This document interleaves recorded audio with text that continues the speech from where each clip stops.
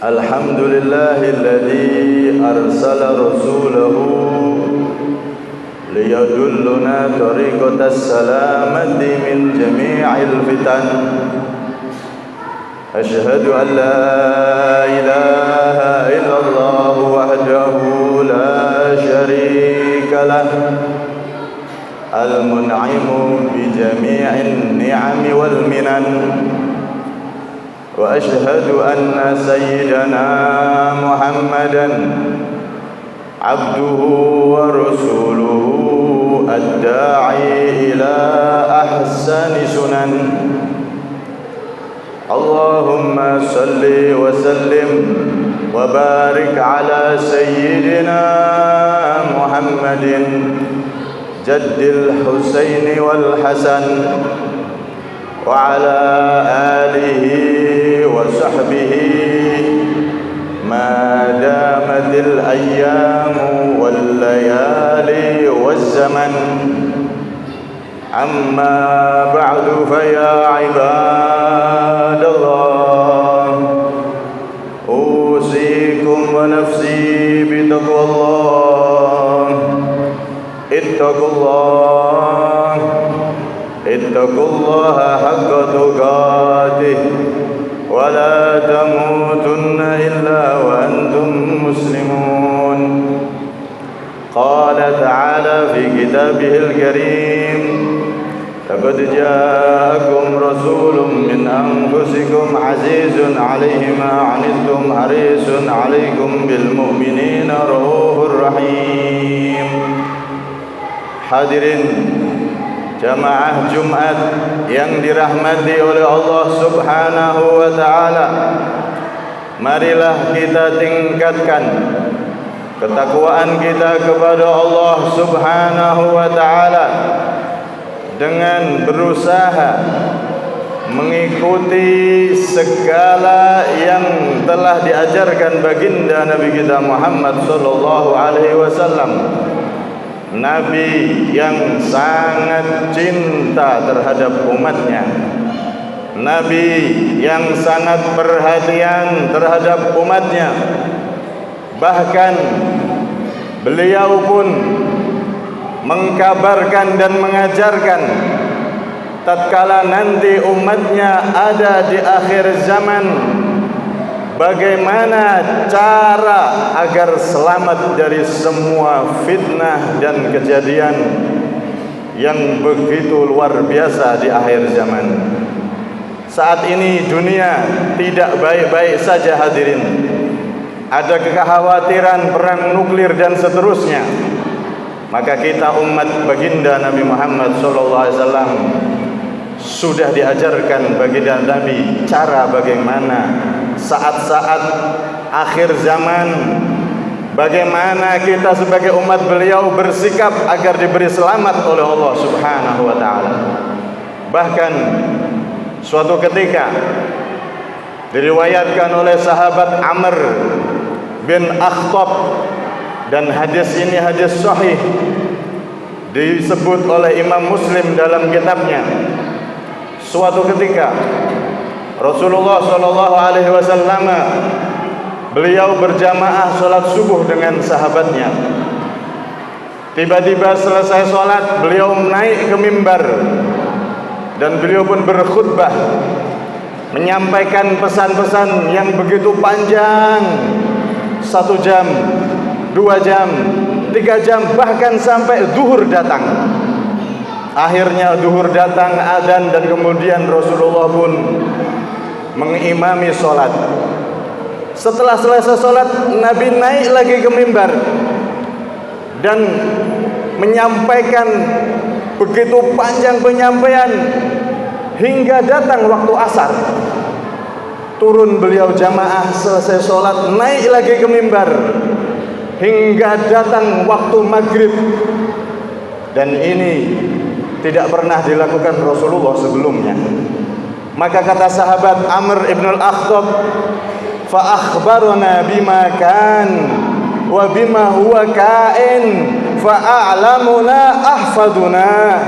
Nabi saat berkhutbah dari subuh hingga maghrib itu Beliau menceritakan segala sesuatu yang akan terjadi di dunia ini, baik yang telah lalu, bahkan segala sesuatu step demi step diceritakan Rasulullah, bagaimana kejadian sampai hari kiamat nanti.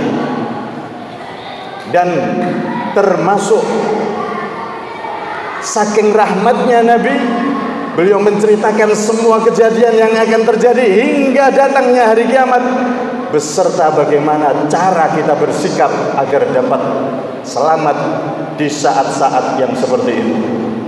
Kata beliau, fa'alamuna ahfaduna, maka kami sahabat yang ada di masjid seharian itu yang paling alim adalah yang paling banyak menghafal dari semua yang telah disampaikan oleh baginda Nabi Muhammad sallallahu alaihi wasallam. Karena itu hadirin yang dirahmati oleh Allah, banyak kegundahan. Salat hurmus ditutup, bagaimana nanti BBM dan seterusnya. Akan tetapi kita umat baginda Nabi Muhammad, umat baginda Nabi Muhammad yang telah diajari bagaimana kita bersikap di akhir zaman, bahkan hingga datangnya hari kiamat, kita sudah diajarkan oleh baginda Nabi SAW. Dan Allah Subhanahu wa ta'ala pun telah menegaskan akan hal ini, ya ayyuhalladzina amanu alaikum anfusakum la yadurrukum man dhalla idza hadaitum. Wahai orang-orang yang beriman, fokus terhadap dirimu, fokus hadirin terhadap ibadah kita, hubungan kita dengan Allah hadirin. La yadurrukum man dhalla idza hadaitum. Kalau kita berada di jalan hidayah, berada di jalan Allah, berada di jalan Rasulullah, maka sama sekali mereka orang-orang yang di luar jalan Allah, di luar jalan Rasulullah, tidak akan bisa memberikan dampak dan membahayakan kita hadirin. Karena kita berada di perlindungan Tuhan semesta alam, Tuhan yang menciptakan seluruh alam, dan kita mengikuti kekasihnya baginda Nabi kita Muhammad sallallahu alaihi wasallam. Ada seorang sahabat yang merangkum bagaimana kita di akhir zaman ini agar selamat hadirin. Beliau merangkum dari hadis Nabi SAW yang kalau disebutkan semuanya tidak mungkin, karena seharian Rasulullah itu menyampaikan hal tersebut hadirin.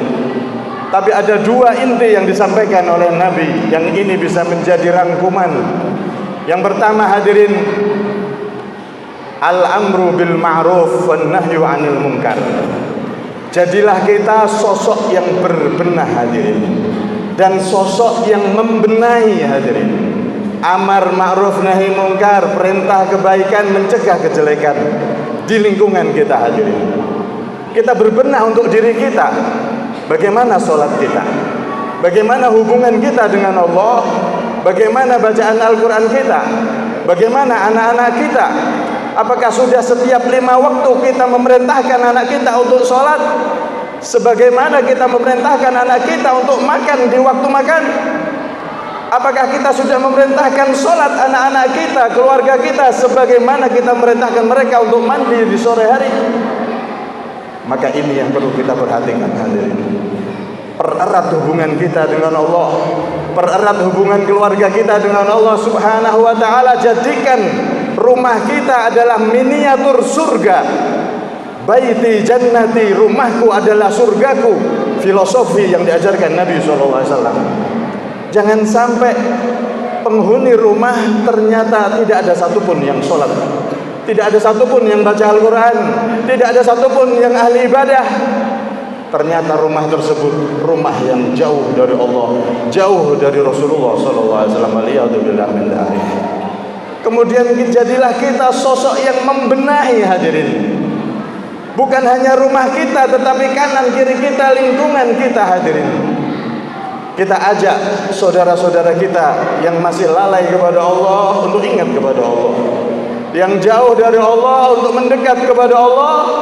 Karena dunia ini cuma sesaat.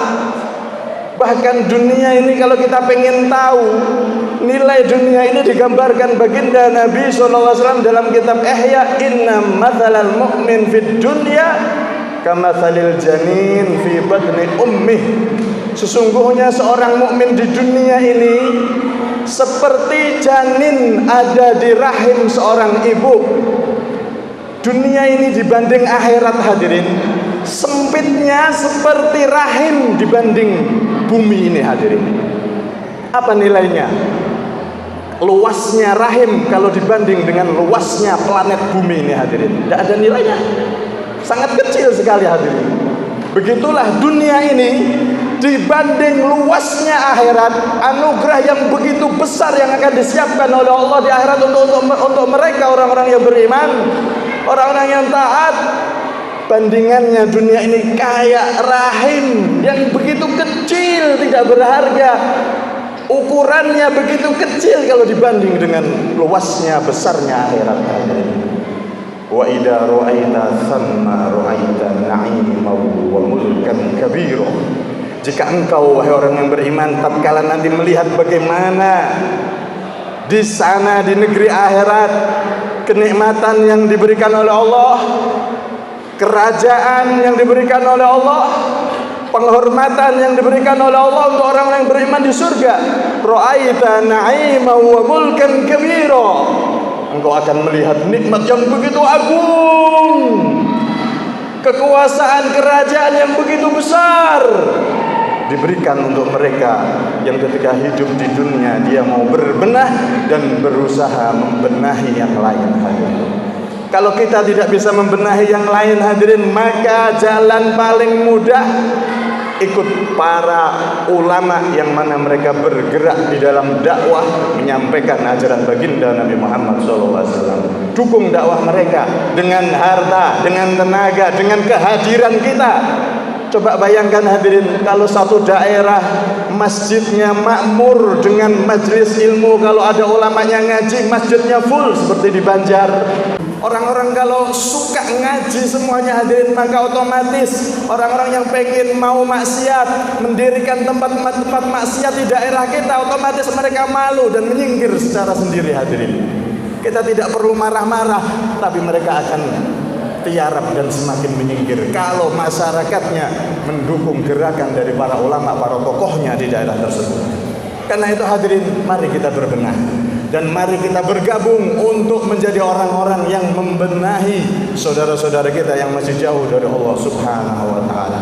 Kemudian yang kedua hadirin, rangkuman bagaimana biar kita selamat.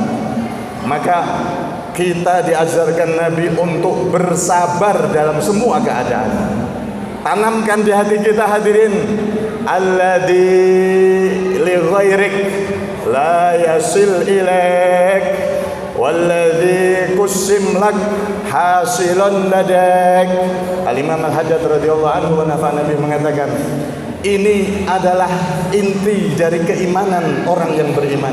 Tanamkan sedalam-dalamnya dalam sanubari kita hadirin, bahwasanya setiap sesuatu yang ditentukan oleh Allah menjadi milik kita, menjadi rizki kita, akan sampai ke depan kita hadirin. Walaupun selat Hormuz ditutup, walaupun semua selat di muka bumi ini tertutup, tapi Allah yang maha memberi rizki mampu untuk mendatangkan rizki di depan hambanya yang mana itu sudah menjadi jatahnya hadirin.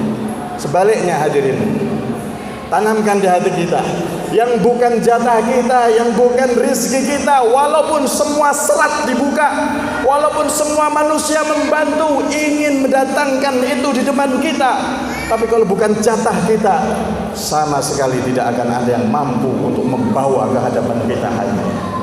Karena itu hadirin yang dirahmati oleh Allah, Nabi menjelaskan jika dua hal ini kita lakukan, berusaha menjadi orang yang berbenah dan membenahi, dan yang kedua sabar, maka kata Rasulullah, lil amil fihinna mithlu ajri khamsina rajulan ya'maluna min amalikum. Saat itu Nabi mengatakan di depan sahabatnya, orang di zaman akhir yang mampu mengamalkan ini, maka mereka mendapatkan pahala 50 orang dari kalian para sahabat. Maka para sahabat heran dan pengen penjelasan. Ya Rasulullah, ajru khamsina minhum am minna? Wahai Nabi Muhammad, maksudnya 50 pahala dari kita golongan sahabat apa 50 pahala dari mereka? Maka Nabi menjawab, bal ajru khamsina minkum. Bukan, tapi mereka dapat 50 pahala dari kalian para sahabat. Subhanallah, orang hidup di zaman akhir tapi dia ngikuti tuntunan Nabi Muhammad, ngikuti cara Nabi Muhammad, sikap yang diajarkan Nabi Muhammad. Orang ini akan mendapatkan pahala 50 sahabat Rasulullah sallallahu alaihi wasallam. Karena itu hadirin yang dirahmati oleh Allah, mari kita berusaha mengamalkan ini dan semoga dengan itu benar-benar kita mendapat pahala besar, tercatat menjadi orang biasa tapi mendapatkan pahala 50 sahabat. Hadirin bayangkan, satu pahala sahabat saja tidak akan bisa kita raih hadirin dengan amalan kita, tapi Rasulullah memberi kisi-kisi dan membuka amalan ini agar kita mendapatkan anugerah dari Allah yang begitu besar. Saking rahmatnya beliau, semoga kita menjadi umat yang bisa membanggakan beliau dan semoga kita menjadi umat yang diselamatkan di akhir zaman fi khair wa afiyah. Amin ya rabbal alamin.